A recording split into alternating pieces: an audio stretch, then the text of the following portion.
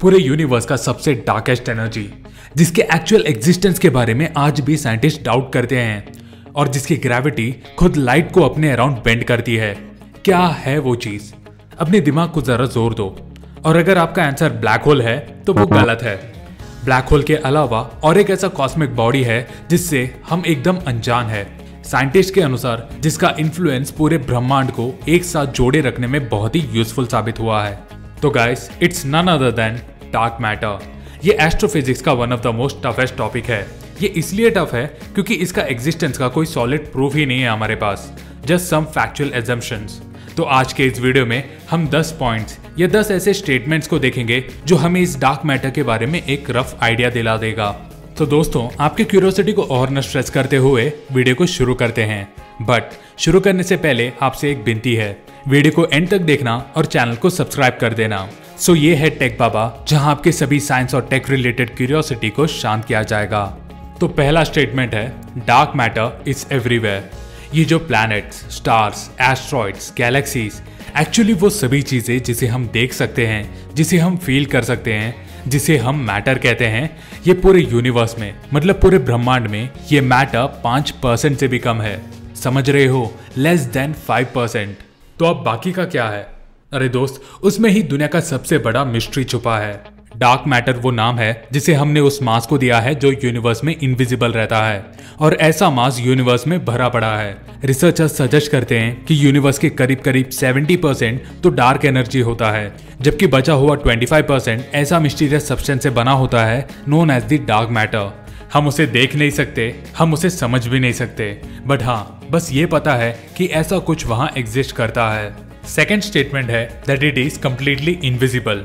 इस dark matter को पढ़ना और समझना बहुत ही मुश्किल है, क्योंकि भाई पहले तो इसे देखने का कोई तरीका ही नहीं है, तो फिर पढ़ेंगे कहां से? ये अजीब सा सब्सटेंस लाइट के साथ इंटरैक्ट ही नहीं करता, सो इस वजह से ये पूरी तरह इनविजिबल रहता है। सो हम ये कैसा पता करें कि ये इवन एग्जिस्ट भी करता है?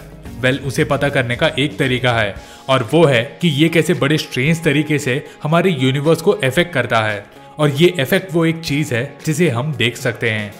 थर्ड स्टेटमेंट है, dark matter binds galaxies together. So ये डार्क मैटर दिखाई नहीं देता, बट इसे फील किया जा सकता है because of its powerful impact on space. ये डार्क मैटर एक ग्रेविटेशनल फोर्स एक्सर्ट करता है, जिसका मतलब है कि ये मास और मैटर को अपनी तरफ खींच सकता है, और हमारे यूनिवर्स में इतना डार्क मैटर है कि उसका ग्रेविटेशनल फोर्स ही काफी है हमारे सभी गैलेक्सीज को एक साथ होल्ड करने के लिए, like our own milky way itself. और इसी वजह से ये डार्क मैटर को अक्सर एक बड़ा स्पाइडर वेब जैसे माना जाता है, जो कि एक मैश के जैसे गैलेक्सीज को अपनी जगह पर बनाए रखता है। फोर्थ स्टेटमेंट है that it distorts the appearance of space.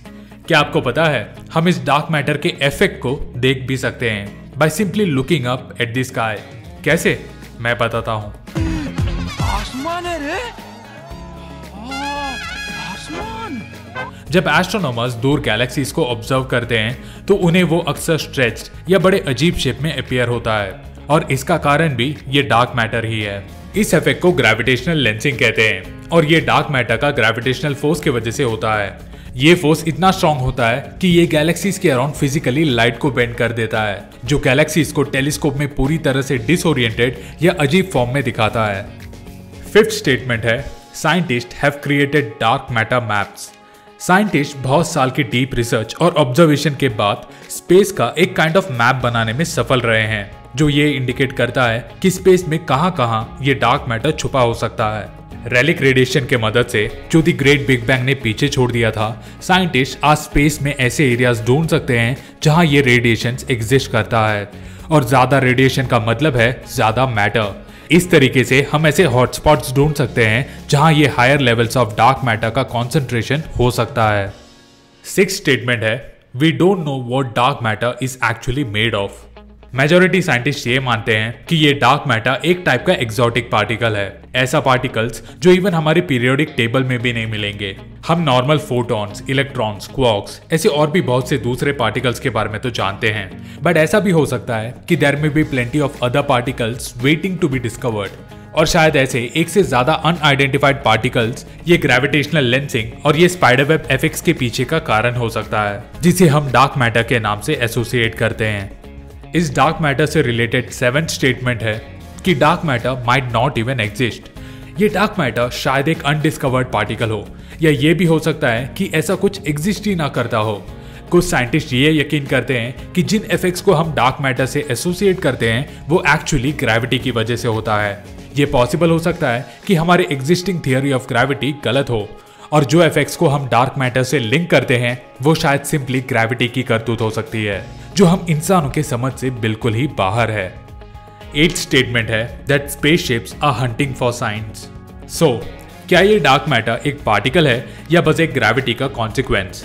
Well, हमें तो एग्जैक्टली पता नहीं और इस पर और ज्यादा डीप रिसर्च की जरूरत है before either theory can be prove true या फॉल्स। अगर ये डार्क मैटर पार्टिकल्स एग्जिस्ट करते हैं तो वो एक दूसरे से ओकेजनली कोलाइड करनी चाहिए, एक ऐसा इंटरैक्शन जो रेडिएशंस प्रोड्यूस करेगा। और शायद इसीलिए स्पेसक्राफ्ट में एडवांस डिटेक्टर्स फिट किया जाता है to search for the science of these radiations. अब तक इसके बहुत से इंटरेस्टिंग रिजल्ट्स भी मिले हैं, but the search for a solid evidence अब भी शुरू है। इस टॉपिक का 9th स्टेटमेंट है some countries have dark matter labs hidden deep underground. अगर इस डार्क मैटर का खोज कभी हो भी जाता है then it will be in the form of very small हल्का सा subtle effects in space. And so in order to detect this tiny signals scientist ने डेवलप किया है dark matter laboratories deep underground, इस दुनिया के ओवरपावरिंग बैकग्राउंड नॉइस इफेक्ट से बहुत दूर। यूके में एक बॉल्बी अंडरग्राउंड लैबोरेटरी है जो कि एक डार्क मैटर लैब है इन नॉर्थ यॉर्कशायर, जो अर्थ के सरफेस से करीबन 1 किलोमीटर नीचे लोकेटेड है। और ऐसे दूसरे भी बहुत से सिमिलर फैसिलिटीज दुनिया में एग्जिस्ट करते हैं, फ्रॉम कनाडा टू ऑस्ट्रेलिया। इस टॉपिक का लास्ट पॉइंट है we are edging closer to the truth about dark matter. अगर सच कहूं तो अब भी हमको बहुत सी चीजें जानना बाकी है when it comes to dark matter, और साथ ही ये फैक्ट भी हमें एक्सेप्ट करना पड़ेगा कि कुछ मिस्ट्री सी रह जाती है।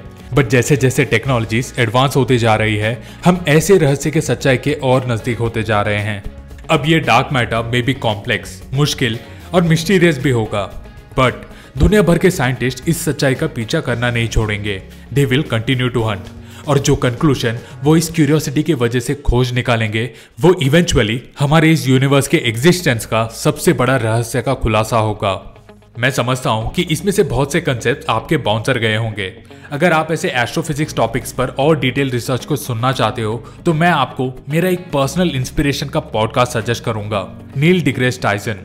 अगर आप एस्ट्रोनॉमी और एस्ट्रोफिजिक्स पर गहरा इंटरेस्ट रखते हो तो मैं सिंसियरली सजेस्ट करूंगा कि आप इनके पॉडकास्ट को प्रेफर करें। और अगर आपको मेरा ये शॉर्ट रिसर्च पसंद आया हो of this very vast topic of dark matter, please इसे लाइक, शेयर और कमेंट करें और हमें ग्रो करने में मदद करें। So until next time with more such extraterrestrial curious topics, bye from tech Baba.